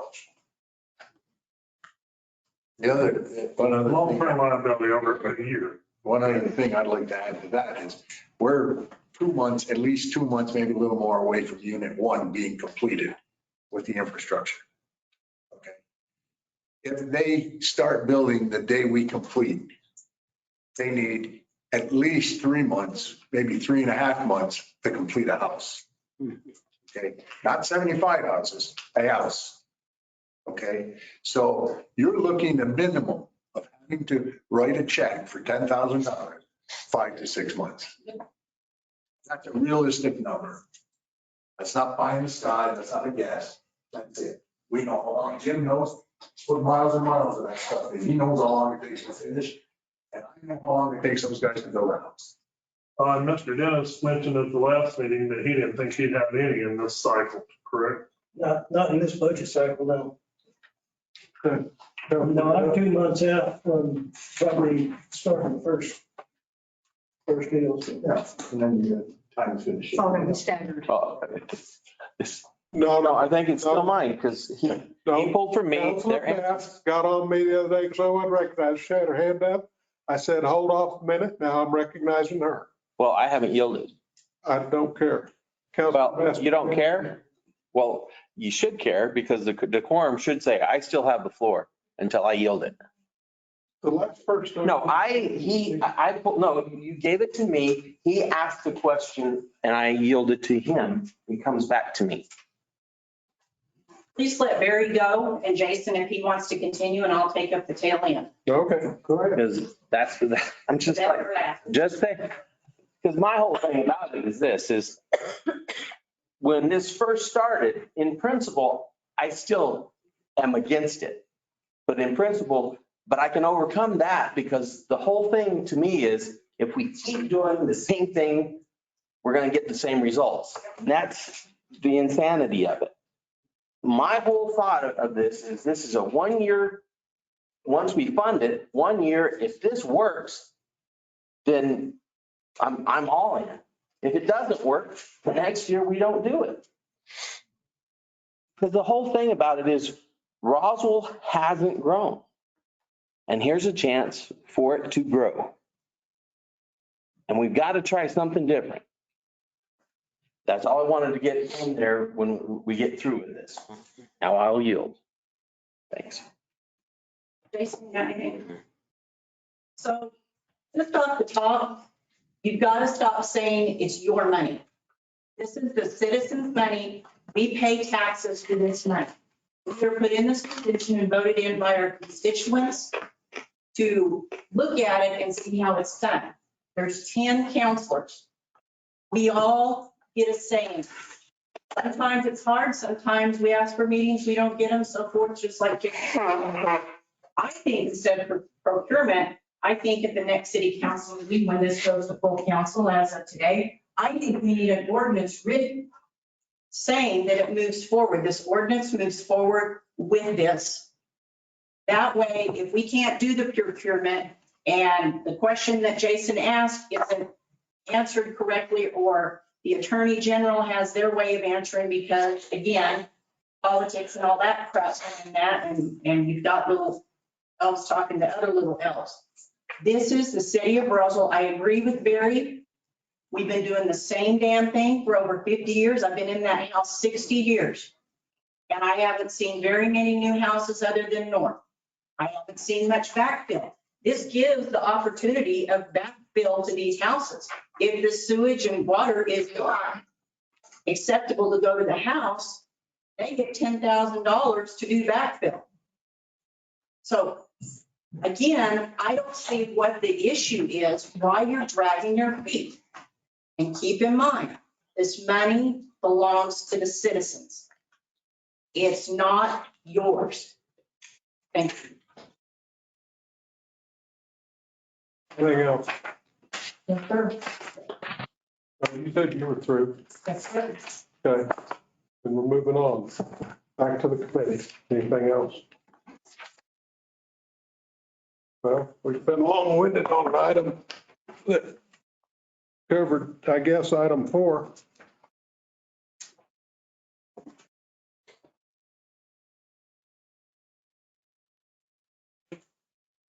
You ready for a motion? Whatever you want to do. Mr. Chair, I make a motion that we send to city council with a recommendation for approval to adopt the proposed resolution 22XX to provide for the partial reimbursement for the construction of required municipal infrastructure pursuant to the provisions of the Municipal Infrastructure Reimbursement Program. Second, may I make a request within that? Yes. If I want to give our legal department the ability that if there's anything that needs to be considered within that, there again, I don't find out till just now from those who had the direct knowledge that this is potentially illegal or not, whatever, that the legal department, if they have the necessities to add verbiage that would be necessary to protect the city of Roswell, that could be presented at the meeting as well. So second. Accept that. Anything else? Any further discussion? All those in favor say aye. Aye. No. Moving on. I don't like voting on items that are not legal. Sorry. And I've been working on this since the last legal committee we had. And so there wasn't anything to tell you till I got here today, because I've been doing my own legal research, not just waiting on Mr. Well, Mr. Chairman, I have to comment to that then. I didn't want, we could have just moved on, but you just told me a few moments ago that you just got this that you found out about this morning, but then you No, said this is the last legal meeting, you've known it's not legal. No, I said that I found, he sent me this email between Mr. Parker and our planning folks this morning.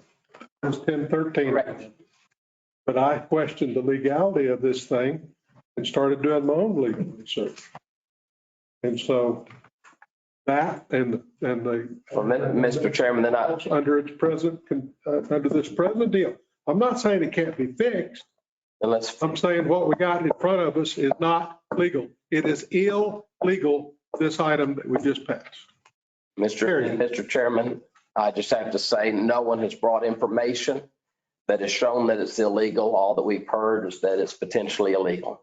No. And I just found out about this. It's not a little while ago.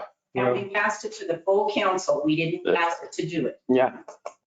With the ability to. I just, had I known back a couple of weeks ago when I voted this out of legal committee, today I would have voted no there too. But I don't ever stop working on this stuff. You what now? I say I don't quit working on this stuff. That's just the way I am. I sleep with this stuff under my pillow.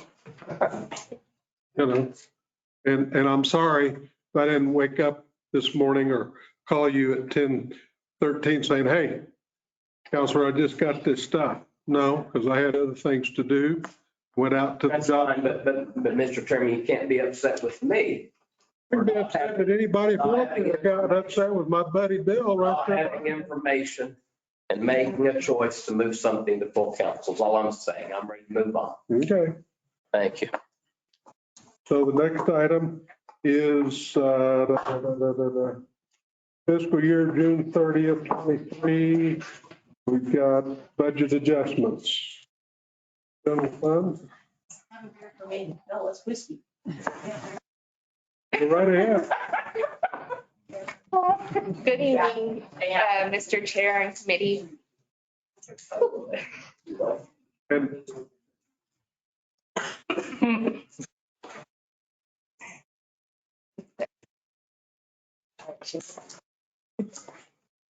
And if you'll go to the next slide, Samantha.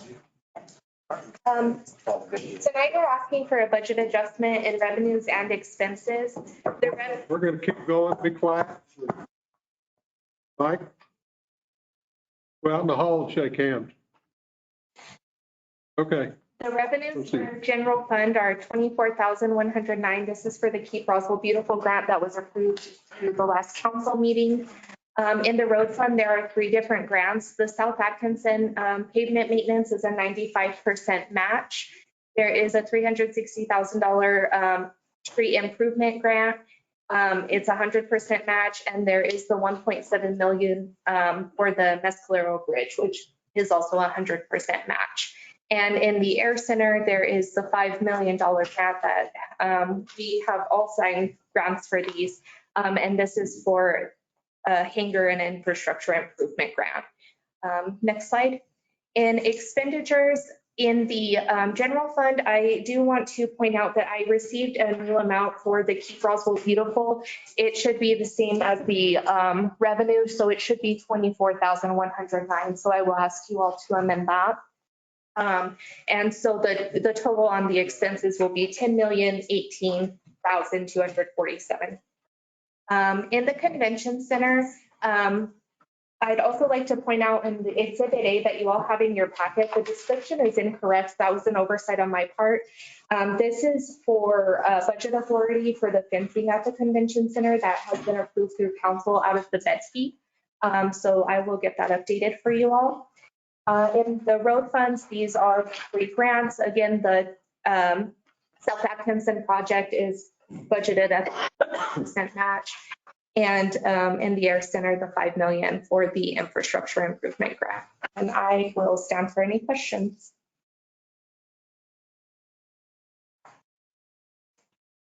Questions?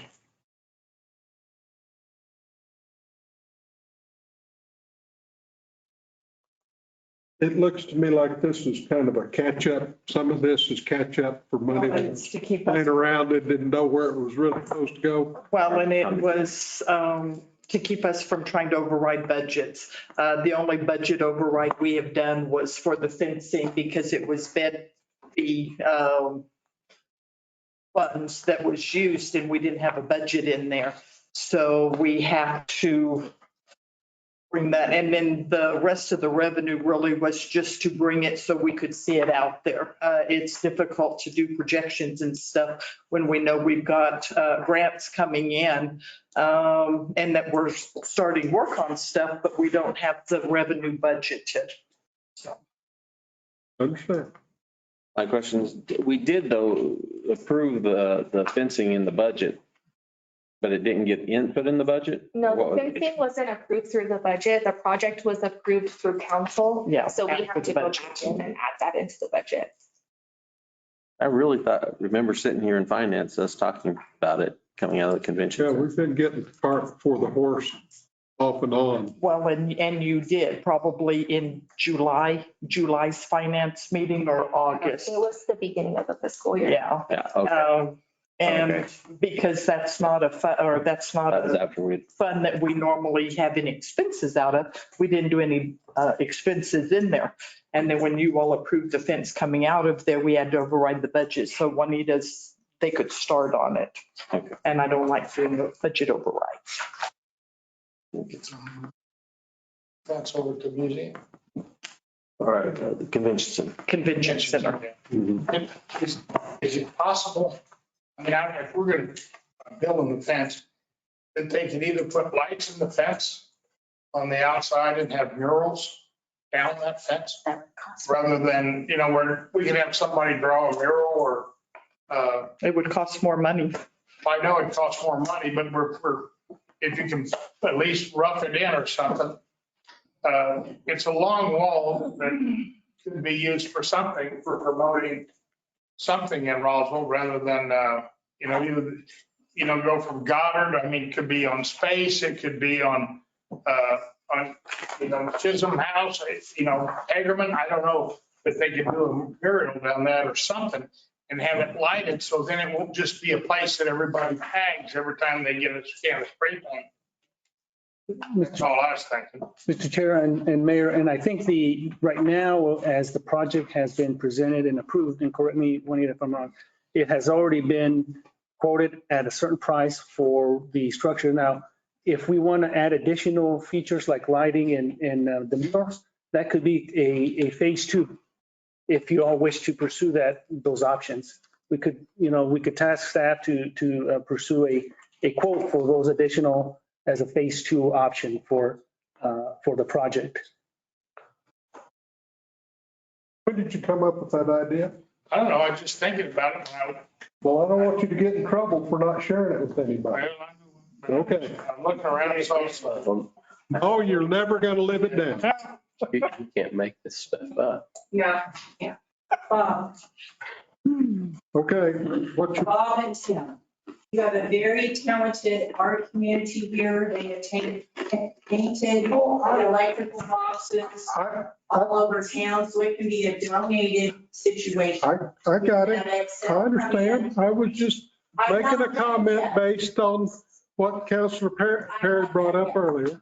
What did I bring up earlier? I was still laughing over everything, so. Okay. Well, I don't object to the project. I just asked him when he had the idea and he didn't share it with anybody. Well, my question is, I thought we're broke.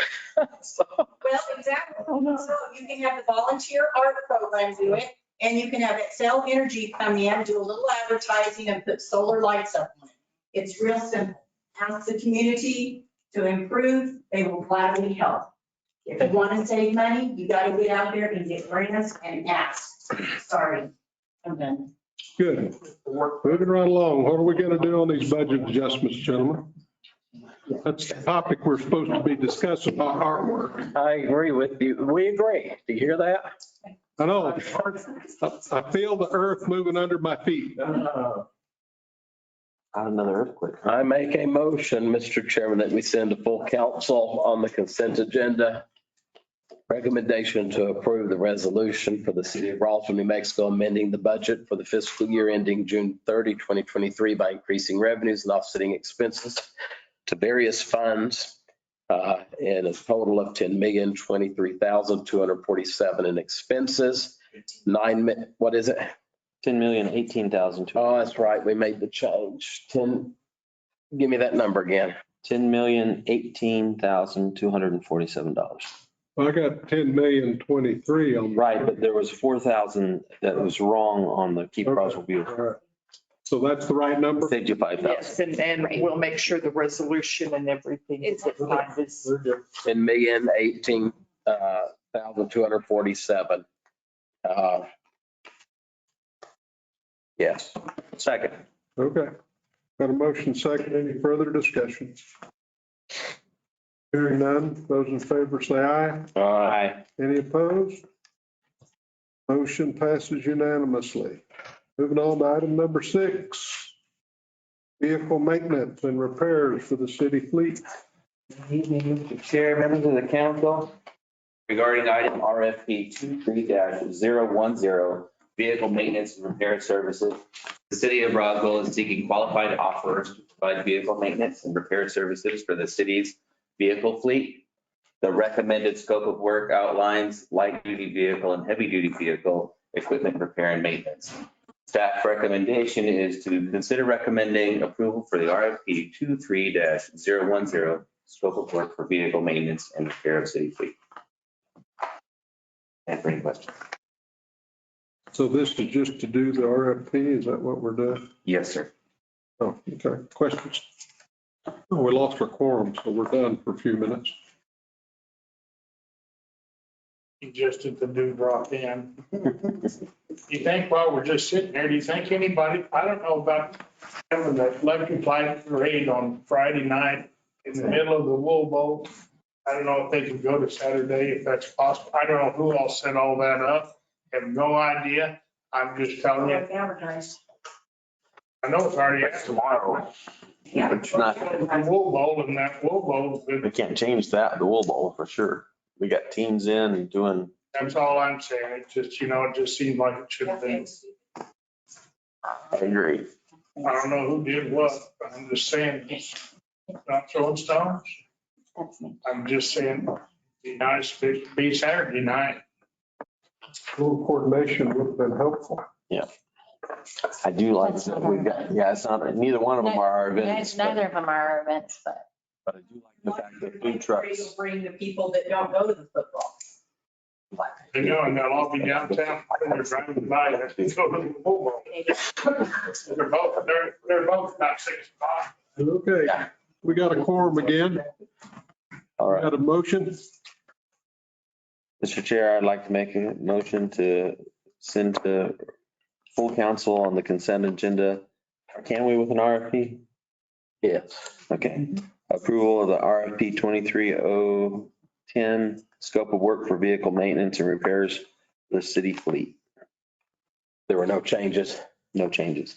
Second. We stopped when we lost the quorum. Thank you. We didn't want anybody to feel like they were left out. Now I can start talking again if you want me to. You left, we stopped. You keep All right. talking to staff administrator to keep talking. Why are Well, you doing that? I'm learning from the best. No, you still talk more than he does, and that's a lot. So any further discussion? That was.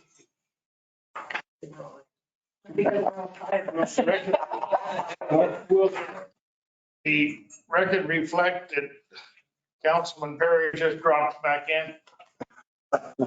I'm gonna let the scribe worry about that. Anybody opposed to this proposal? Hearing none, passes unanimously. All right, now we're gonna talk about 5 new vehicles for the police department. If this takes longer than 1 minute, we're all in trouble. Well, it's already taken 30 of it. No, good evening. So in May 2022, Finance Committee Board agreed to fund 5 new police officers with salaries, benefits, and equipment, which includes a patrol vehicle. In October of this year, it was projected that these 5 new positions will be filled by the middle of December, which is this month.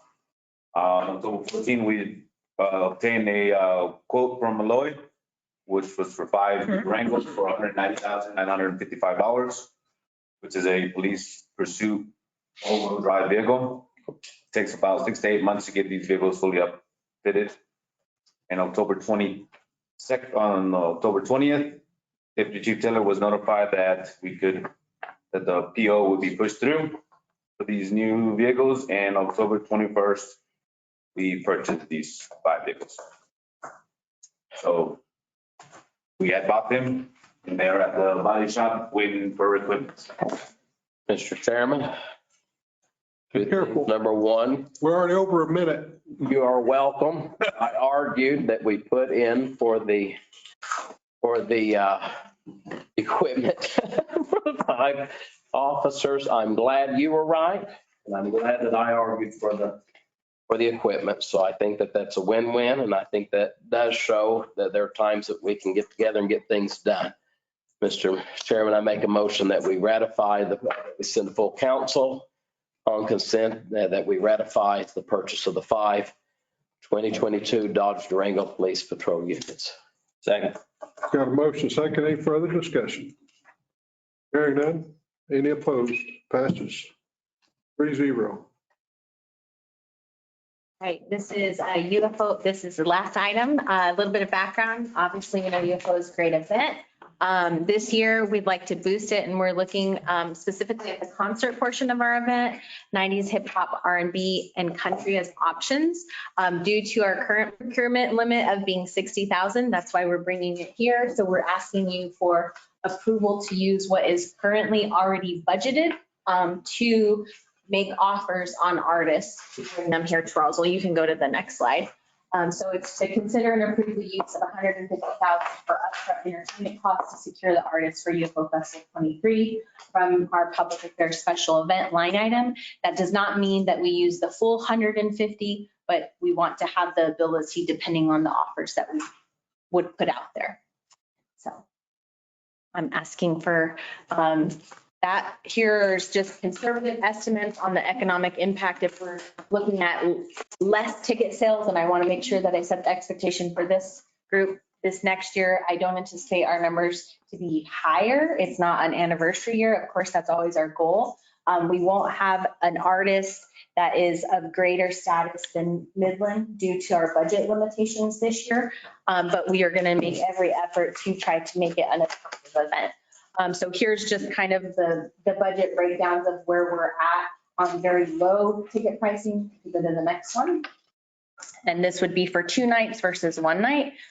This is if we were to sell out, our estimated net, 69,000, 84,153 if we combine them. Again, these are real estimates because we have no idea who the artist would be, what the ticket prices would be, because we have to put in bids to get artists to come here first.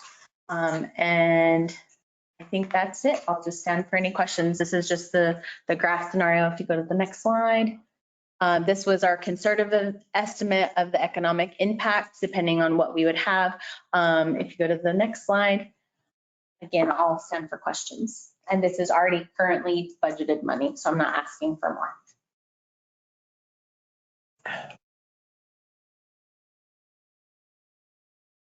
I'm waiting on one of you guys to say something. I'm good. I'm out of breath. Okay. Mr. Chair, So hard. Yeah. Mr. Chair, I'll make a motion to send to full council on consent, approve to use the $150,000 for upfront entertainment costs to secure artists for the UFO Festival for the 2023 concert and other activities for the public affairs special events line item 4261672828 already currently budgeted. Second. Got a motion second. Any further discussion? All those opposed, say aye. Motion passes. Hey, I'm just making it, we got to stay awake in here. Mr. Chair, before we leave, can I just say that we all need to be in prayer for the people in Los Ranchos de Albuquerque. Diane Albert, she was very beloved in the Municipal League. She was just at the last conference. She was trying to gain some leadership in conference there, but she was tragically murdered by her husband, and then he took his own life just within this last week, and we just need to be in prayer for the folks at Ranchos de Albuquerque. She was great. She was a different kind of judge, but very well respected up there. We need to be praying. Now, let's see if anybody that's still with us wishes to address the committee, public participation. Anybody?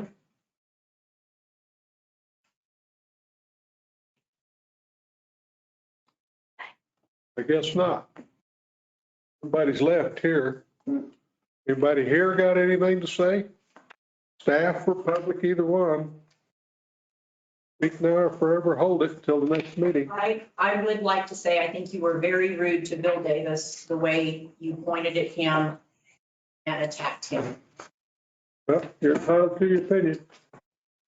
Anything else? Then I guess we're adjourned.